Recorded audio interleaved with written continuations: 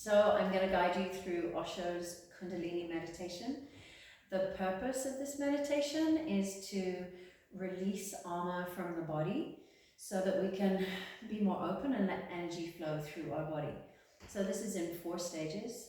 The first stage is called Kundalini shaking. What's important with shaking is that the feet stay grounded.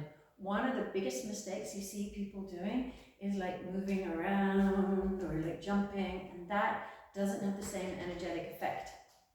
What you want is for feet to be grounded. They mustn't be too close or too wide, but just around hip width is really great. It can be helpful to take a deep breath in and exhale, send roots down into the earth and really tune into the vibrations of Mother Nature, and that we're breathing up. Another huge mistake people make is that they shake from the upper body. So you'll see people shaking like this, and there's no movement down here. It's super important that the shaking is coming from the earth. So I often guide people through the stages of like send roots down, start breathing up into your ankles and start shaking at the ankles. Okay, and then at the knees. Another mistake people make is they do this, one knee and the other.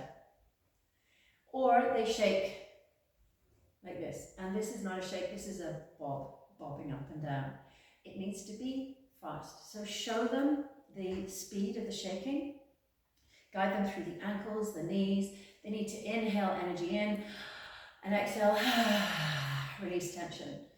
Guide people to shake it, open the hips as well, and the spine. If you want to help people activate more Kundalini, a little specialist thing is to help lean into the heels and feel the connection between the heels and the sacrum.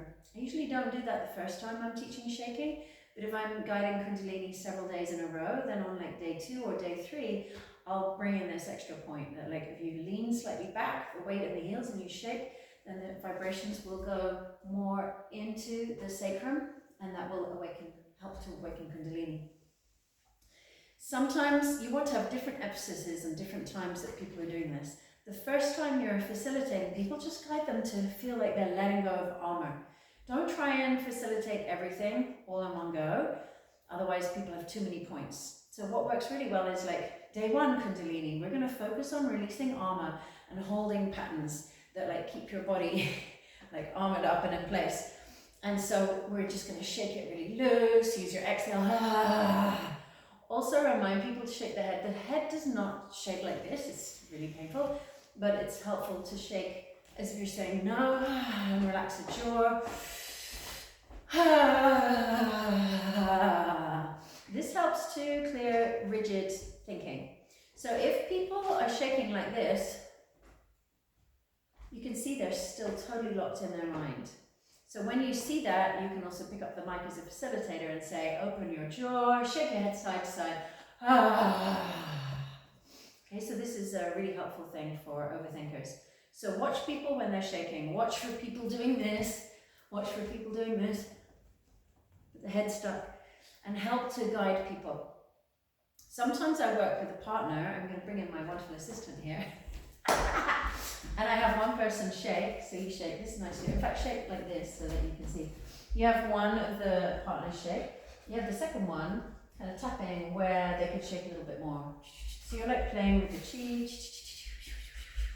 You can rub a bit on the sacrum and tap on different points and play with the energy. And rub a bit into the mouth of God. And just help the Kundalini to rise. Energy likes to be played with. You don't want to be too serious here, like, come on, move more here, move more here. You want to be playful.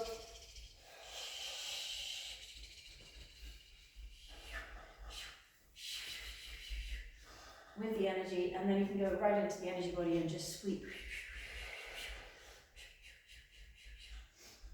So that's a nice partner variation. Thank you.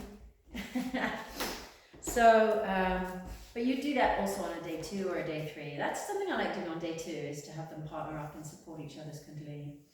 First time I do it, I love doing it blindfolded, because when you're blindfolded and you're shaking, you really feel the energy body awaken. So this is all about first stage. It's the most important stage. When you facilitate, always start by telling people the purpose, like I did here. welcome to Kundalini Meditation. This meditation is to help you drop masks and armor from the body and help awaken the energy body, especially the Kundalini Shakti. Always start with that purpose. If you just come in and say, right, we're doing this meditation, you're going to do this, this, this, and this, you're taking away people's purpose and willpower and just making them do what you tell them to do. If you give them the purpose, it gives it a context and they can choose for themselves, yeah, I really like that to happen. It also gives them a deeper level of doing it rather than just like, oh, I'm just shaking, why am I shaking? They can really feel like, I'm really ready to release all those patterns that have been holding me back. So this is stage 1. It's beautiful to do the whole of Kundalini blindfolded the first time. You'll need to remind people to open their jaw and their mouth. You'll need to remind them to move their head, open their shoulders, and shake from the legs first. So these are the major points, and keep their feet grounded. These are the major points that really come up. You can speak it through beforehand, you can remind people with the microphone during, but don't over-guide. The music is also really great. It's lovely for people to just have a let go. So you might give occasional encouragement. It's 10 minutes of shaking. So you might occasionally say, shake your head and relax your jaw, but don't be speaking the whole time. The way Osho guides it, you don't speak at all. So, you can decide. So this is stage 1, is shaking. Then the music changes. It's important as a facilitator, you tell the person. Otherwise, people are shaking, thinking, oh, am I meant to be dancing? If they're blindfolded, they have no visual cue. So it's really important as a facilitator that you say to them, this stage, the music will stop. There'll be a moment of silence and I will let you know to start dancing. Be super clear with people, okay? If you just say stage 1 shaking, stage 2 dancing, stage 3 meditating, people will be the whole time like, oh, I wonder if everyone else is dancing yet, So don't have people wondering, have people really relaxed because you're holding them down well. So you'll say to them, the music will fade out, we'll have a moment of silence, and I will let you know that it's time to dance. And the dancing, there's not too much to guide, but guide people that this is not about performative dancing, and that like when we go to a club, we might do all our favorite sexy moves, but that in this, it's not really, even the word dancing can be taken out, and you could say instead, stage 2 is moving with the energy that's been liberated. So it's more of a movement than a dance. The music isn't that fast. You're just going to invite them to feel what's alive and let it move. And you can give demonstrations like this of movements that are about following the energy and very different from performative dancing. So they really get the idea. And tell them to tune in first, feel the energy and start to let that energy move your body.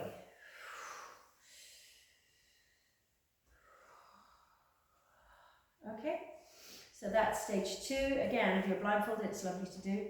Then you let people know they're sitting down. And so for couples retreats, it's really nice to sit back to back even when they're blindfolded. So it's good to have a setup of a yoga mat and a cushion for Kundalini. It's actually, if you're blindfolded, if you shake on the yoga mat, then you don't disappear off around the room.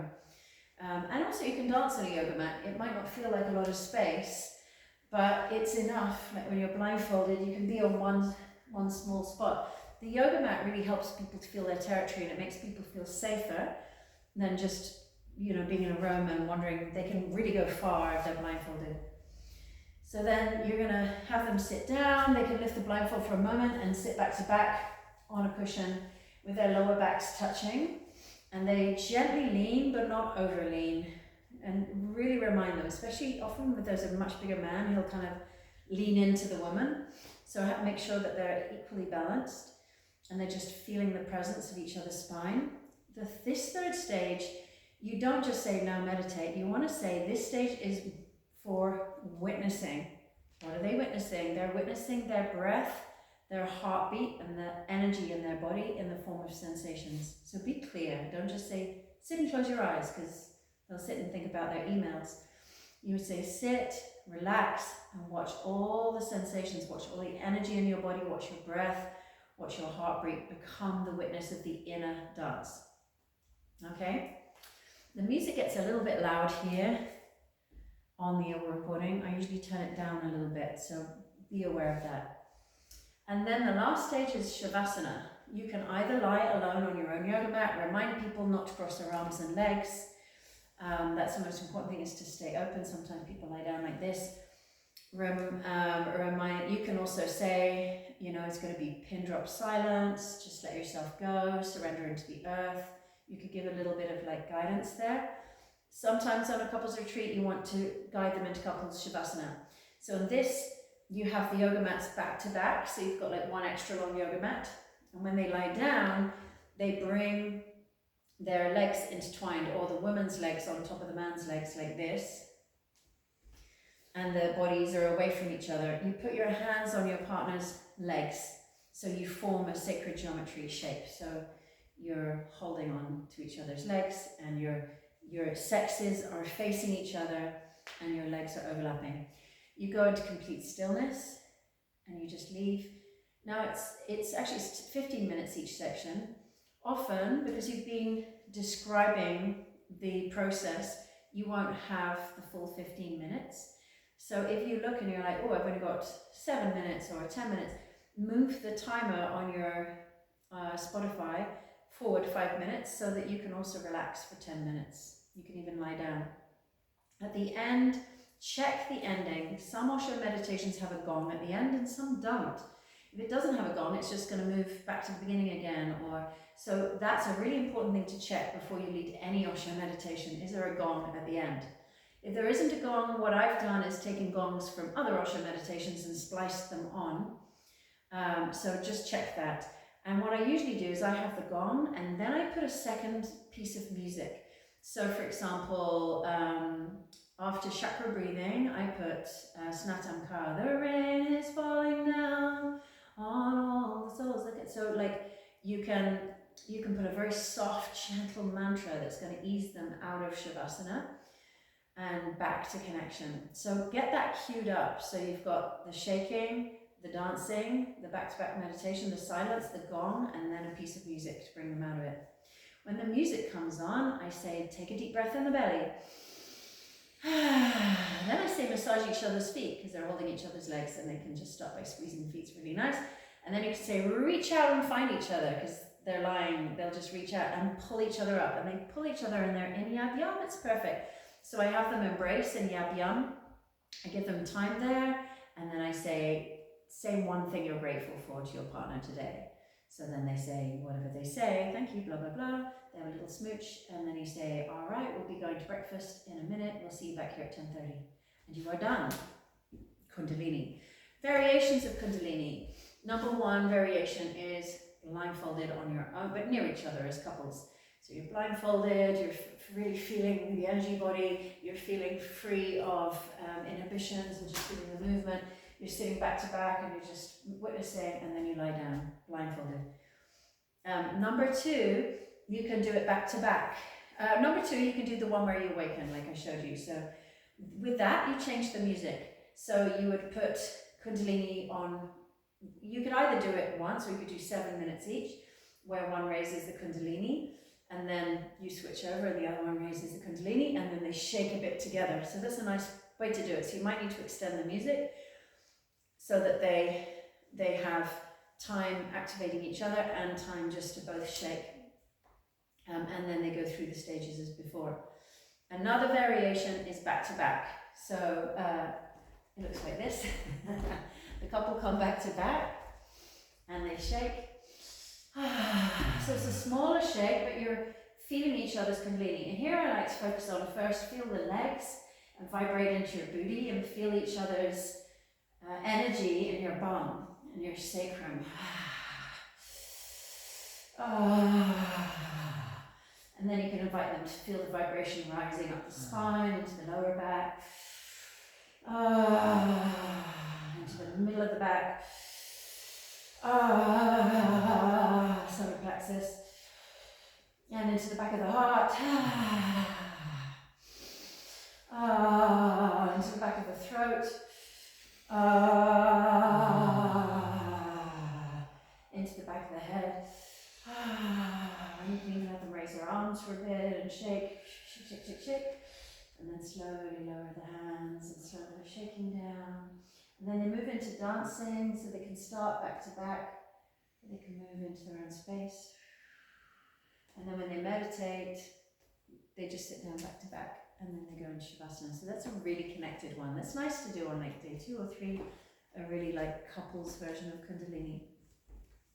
I think that's it for the main variants of Kundalini.